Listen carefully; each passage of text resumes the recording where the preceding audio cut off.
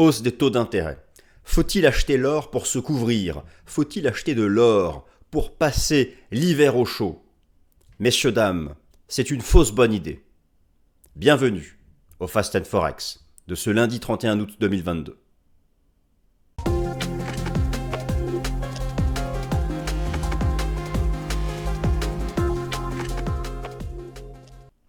Alors bienvenue, chers amis, bienvenue. La rentrée est là. Le consensus est catastrophique. Catastrophiste plutôt. Tout le monde annonce le pire. L'inflation, les taux d'intérêt, la fin de l'abondance, etc. Un scénario tellement consensuel qu'il invite à chercher à trouver des solutions. Pour certains, l'or, valeur refuge, la soi-disant valeur refuge, est une option. Je vais vous démontrer que non, ce n'est pas une option. L'achat de l'or ne permet pas de se couvrir contre l'envolée des taux d'intérêt. Au contraire, il existe même une corrélation inverse. Alors, je vais passer en revue les données fondamentales récentes de l'or. Cet été, la demande d'or en provenance de Chine s'est envolée. Et pourtant, le prix de l'or a encore baissé. Tous les métaux précieux ont baissé. Pourquoi?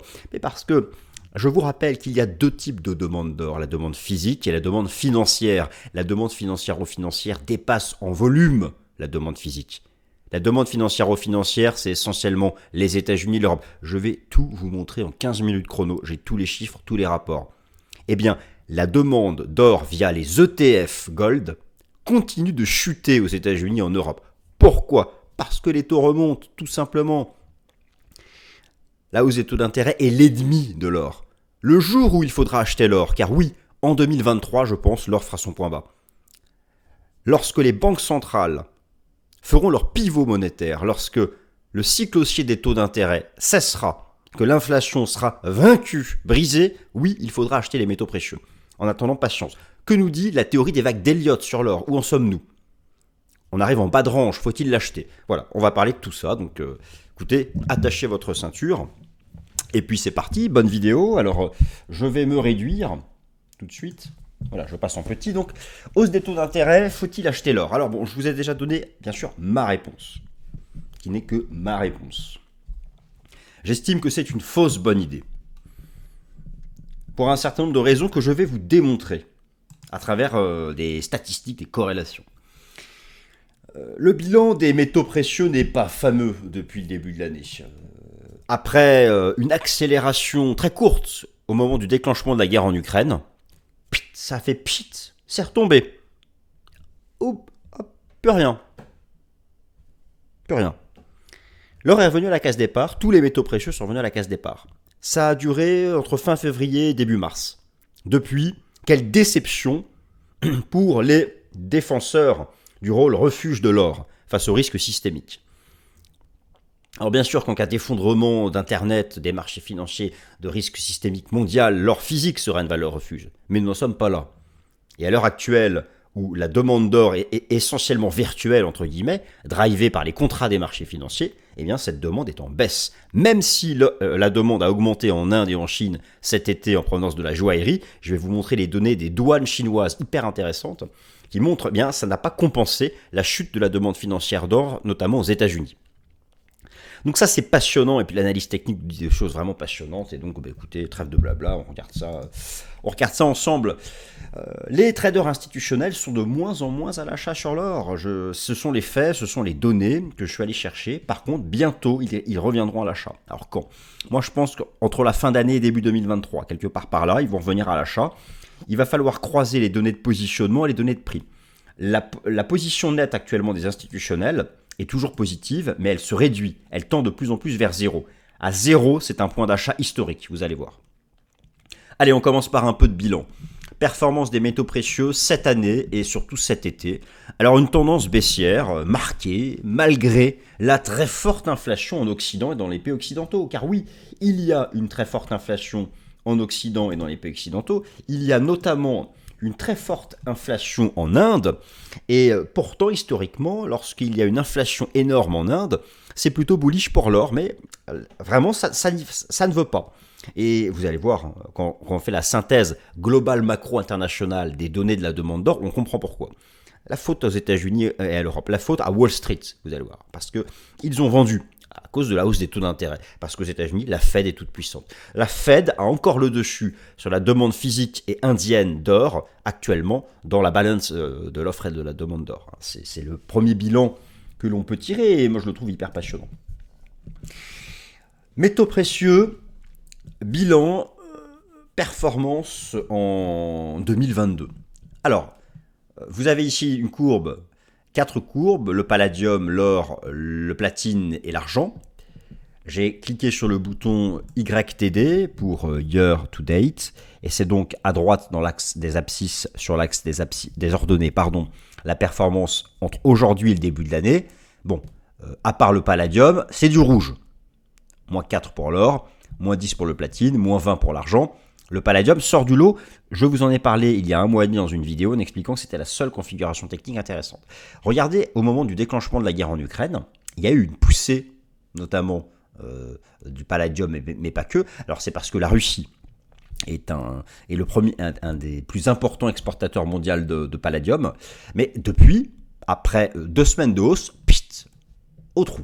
Donc la performance des métaux précieux n'a cessé de décevoir les défenseurs de l'or. Alors, pourtant, cet été, il y a eu une envolée de la demande physique d'or en provenance de Chine.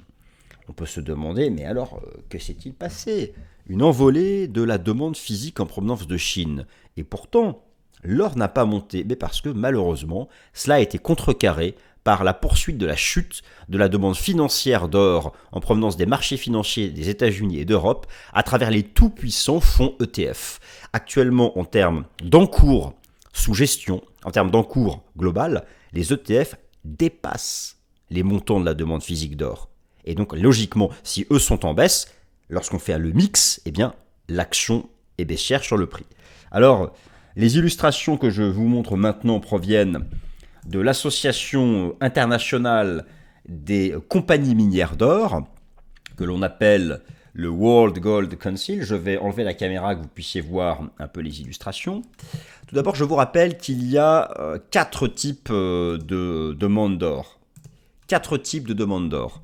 La demande dite physique à travers l'industrie de la joaillerie ou de l'industrie de la technologie. Et vous avez ensuite la demande financière à travers la demande financière des bourses, Wall Street par exemple, et la demande des banques centrales. 4 demandes d'or. Cet été, vous avez ici les données sur cet histogramme, couleur or d'ailleurs, ou marron, on voit chacun la couleur que l'on veut voir, en provenance des douanes chinoises. China Customs. Cet été, il y a eu une envolée des importations d'or en provenance de la Chine. Et pourtant, voici le graphique de l'or en données hebdomadaires à gauche, j'arrive avec Elliott, et à droite journalière. Depuis le début de l'été, c'est la baisse. Que s'est-il passé? Eh bien, c'est parce que cette hausse de la demande physique d'or a été contrebalancée par la poursuite de l'effondrement de la demande financière d'or. Vous avez ici les données du World Gold Council sur les flux ETF Gold. Notez la part de chaque région dans le monde en utilisant l'AUM, l'encours sous gestion, Asset Under Management. C'est d'abord l'Amérique du Nord, ensuite l'Europe, et en fait, en termes de bourse, l'Asie c'est tout petit, la Chine et l'Inde c'est tout petit. C'est peut-être important en physique, mais ça ne l'est pas en demande virtuelle, en demande de marché financier. Et donc, cet été, poursuite de la décollecte sur les ETF Gold. Et donc voilà, chers amis, vous avez donc l'explication à la baisse du prix de l'or encore cet été, d'un point de vue de la demande, c'est que la hausse de la demande physique en provenance de Chine et d'Inde a été neutralisée et même écrasée par la baisse de la demande financière d'or en provenance des places boursières des États-Unis et de l'Union européenne. Concrètement, c'est ça. Alors maintenant, est-ce que l'or est un bon outil pour se couvrir contre cette rentrée soi-disant catastrophiste qui nous attend? Vous allez voir que les marchés seront contrariens, comme d'habitude, on en reparlera. Mais, bien non. Tout simplement non. C'est même le contraire. La hausse des taux d'intérêt, c'est baissier pour l'or.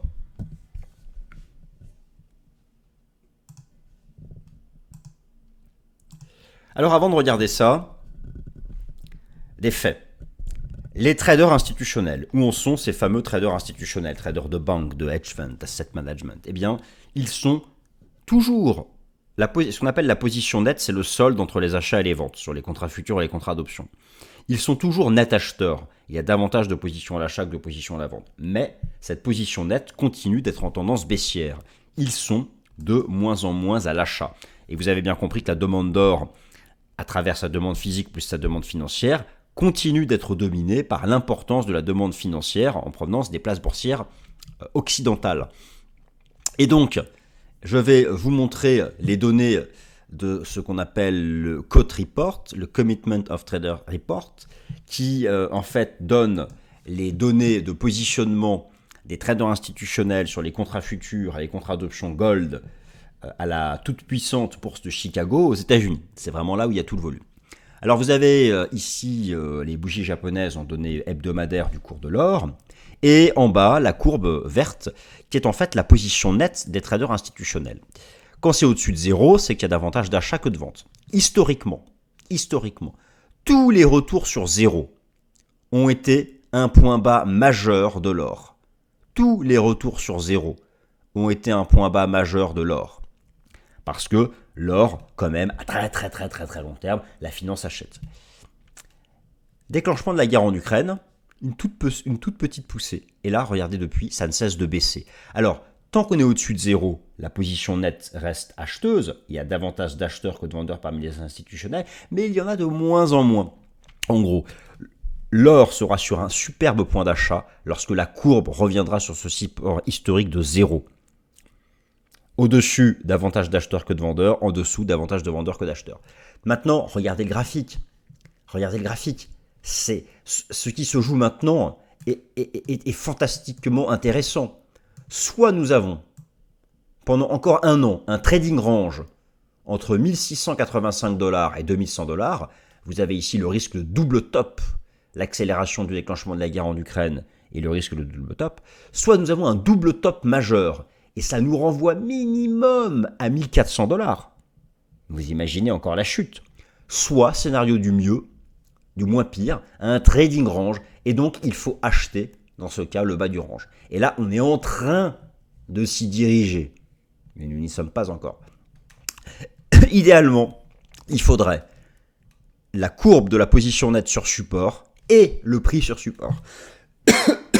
Pardonnez-moi. Alors, est-ce que cela va arriver là ou là, je ne sais pas. Mais les fondamentaux jouent actuellement contre l'or. Tant la hausse du dollar que surtout la hausse des taux d'intérêt. Donc voilà. Alors, non, messieurs, dames, non. L'or n'est pas, n'a jamais été et ne sera jamais une protection contre la hausse des taux nominaux et des taux d'intérêt réels. La différence entre un taux réel et un taux nominal, c'est le taux nominal moins l'inflation. Bon, c'est logique. Vous faites un placement sur un compte épargne, j'invente, il vous rapporte 10% par an. Si l'inflation est de 20% par an, le taux réel est de, tout à fait, moins 10. Vous perdez. Donc, et je vous rappelle que les taux d'intérêt rémunèrent le marché du crédit, qui est le premier marché du monde. Et en termes d'arbitrage, l'or en souffre. Alors, je vais illustrer mon propos par ce graphique. Regardez bien, s'il vous plaît. Vous avez en bleu les taux d'intérêt nominaux aux États-Unis à long terme. En blanc, les taux d'intérêt réels aux États-Unis à long terme. Et en bougie japonaise, le cours de l'or. Tous les points bas de l'or, et les phases haussières sont dus à des points hauts des taux d'intérêt réels et nominaux. Tous les points hauts de l'or, et les phases de baisse sont liés à des points bas des taux d'intérêt réels et des taux d'intérêt nominaux. Regardez cet été, le petit rebond de l'or cet été, c'était le petit repli des taux d'intérêt. Et regardez depuis 2 semaines, la nouvelle baisse de l'or, c'est la poursuite, la reprise de la tendance haussière des taux d'intérêt réels et des taux d'intérêt nominaux. Voilà, chers amis, la réponse à cette question.